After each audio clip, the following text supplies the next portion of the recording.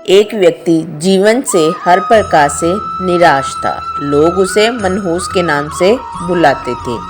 एक ज्ञानी पंडित ने उसे बताया कि तेरा भाग्य फलां पर्वत पर सोया हुआ है, तू उसे जाकर जगा ले तो तेरा भाग्य तेरे साथ हो जाएगा। बस फिर क्या था, वो चल पड़ा अपने सोए भाग्य को जगाने। रास्ते में जंगल पड़ा तो एक शेर उसे खाने को लपका। वो बोला, भाई मुझे मत खाओ, मैं अपना सोए भाग्य जगाने जा रहा हूँ। शेर ने कहा कि तुम्हारा भाग्य जाग जाए तो मेरी एक समस्या है, उसका समाधान पूछते आना। मेरी समस्या ये है कि मैं कितना भी खाऊं मेरा पेट भरता नहीं है, हर समय पेट भूख की ज्वाला से जलता रहता है। मनहूस ने कहा, ठीक है। आगे जाने पर एक किसान के घर उसने रात बिताई। बातों बातों में पता चलने पर कि वो अपना सोए भाग्य जगाने जा रहा है। किसान ने कहा कि मेरा भी एक सवाल है, अपने भाग्य से पूछ कर आना, उसका समाधान लेते आना। किसान ने कहा, मेरे खेत में मैं कितनी भी मेहनत कर लूं, पैदावार अच्छी होती ही नहीं।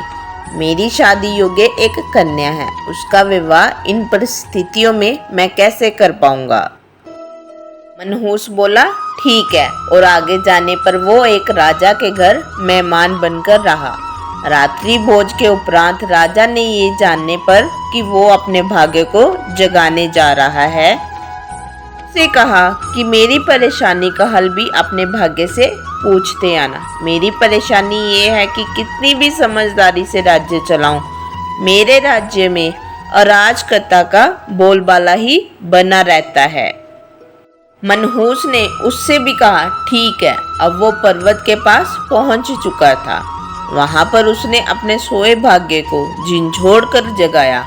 उठो उठो, मैं तुम्हें यहाँ जगाने आया हूँ। उसके भाग्य ने एक अंगड़ाई ली और उसके साथ चल दिया।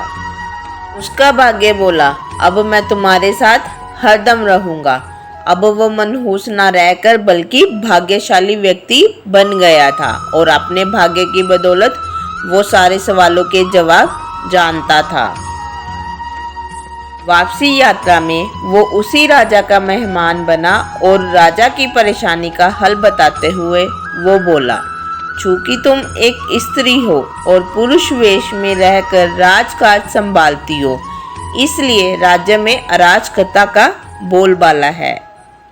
तुम किसी योग्य पुरुष के साथ विवाह कर लो, दोनों मिलकर राज्यभार संभालो तो तुम्हारे राज्य में शांति स्थापित हो जाएगी।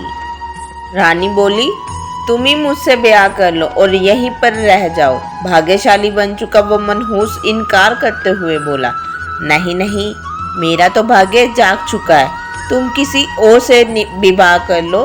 तब रानी ने अपने मंत्री से विवाह किया और सुखपूर्वक राज्य चलाने लगी। कुछ दिन राजकीय मेहमान बनने के बाद उसने वहां से विदा ली। चलते चलते वो किसान के घर पहुंचा और उसके सवाल का जवाब में बताया कि तुम्हारे खेत में 7 कलश हीरे जवाहरात के गड़े हैं। उस खजाने को निकाल लेने पर तुम्हारी जमीन उपजाऊ भी हो जाएगी और उस धन से तुम अपनी बेटी का विवाह भी धूमधाम से कर सकोगे। किसान ने अनुग्रहित होते हुए उससे कहा कि मैं तुम्हारा शुक्रगुजार हूँ, तुम ही मेरी बेटी के साथ ब्याह कर लो। पर भाग्यशाली बन चुका वह व्यक्ति बोला कि नहीं नहीं, मेरा तो भाग्य उदय हो चुका है, तुम कहीं और अपनी सुंदर कन्या का विवाह करो। किसान ने उचित वर देकर अपनी कन्या का विवाह किया और सुखपूर्वक रहने लगा। कुछ दिन किसान की मेहमान नवाजी भोगने के बाद वो जंगल में पहुंचा और शेर से उसकी समस्या के समाधान स्वरूप कहा कि यदि तुम किसी बड़े मूर्ख को खा लोगे तो तुम्हारी ये शुद्ध शांत हो जाएगी। भाग्य भी आपके साथ आकर आपका कुछ भला नहीं कर सकता। शेर ने उसकी बड़ी आवभगत की और यात्रा का पूरा हाल जाना। सारी बात पता चलने के बाद शेर ने कहा कि भाग्य उदय होने के बाद इतने अच्छे और बड़े 2 मौके गंवाने वाले इंसान तुझसे बड़ा मूर्ख और कौन होगा। तुझे खाकर ही मैं अपनी भूख को शांत करूंगा। और इसी तरह वो इंसान शेर का शिकार बनकर मृत्यु को प्राप्त हुआ।